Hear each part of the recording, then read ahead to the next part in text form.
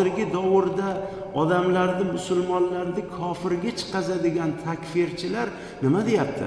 Payg'ambar alayhisolatu vassalomning hadislari bor. Imom Buxoriyda kelgan. Baynal mu'minu farqu baynal mu'minu val kafiru as-salat. Ya'ni mu'min bilan kofirning o'rtasidagi farq namoz degan hadis bor. Payg'ambar alayhisolatu vassalomning hadislari bor. To'g'ri, lekin kofir degani bo'ldi, dindan chiqib ketdi degani emas. Ya'ni xuddi iymon 70 nechidir yo 60 nechidir shu'badan iborat. Afzaluhu qawlu la ilaha illalloh va adnahu imatatul aza anit tariq degan hadislari bor.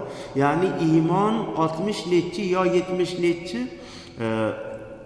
shu'badan iborat. Uni eng afzali yuqorida turadigan la ilaha illalloh, eng pasti ko'chadagi bir musulmonlarga ozor beradigan narsani olib tashlash. Ya'ni ko'chada bir toshmidi, tikonmidi, axlatmidi yotibdi. Ana shuni olib qo'yishlik bu iymonning bitta bo'lagi deyaptilar hadisda. Sizga savol. Endi siz ko'chada ketyapsiz. Ko'chada bitta axlat yotibdi yo bir tosh. Shuni olib tashlamasdan o'tib ketdingiz. Siz iymonsiz bo'lib qoldingizmi? Yo'q, albatta.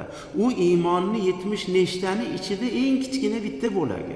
Xuddi shunday kofirlikni ham bir nechta bo'laklari bor.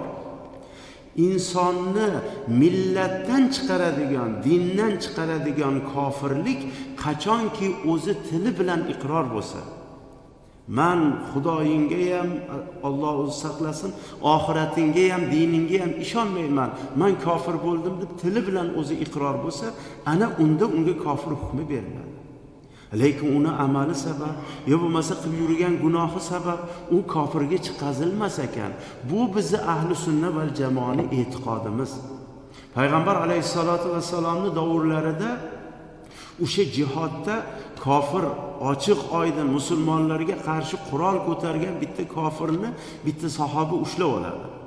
Haligi bo'ldi, men iymon keltirdim, la ilaha illalloh Muhammadur rasululloh deydi. Qilich bilan chopib tashlaydi.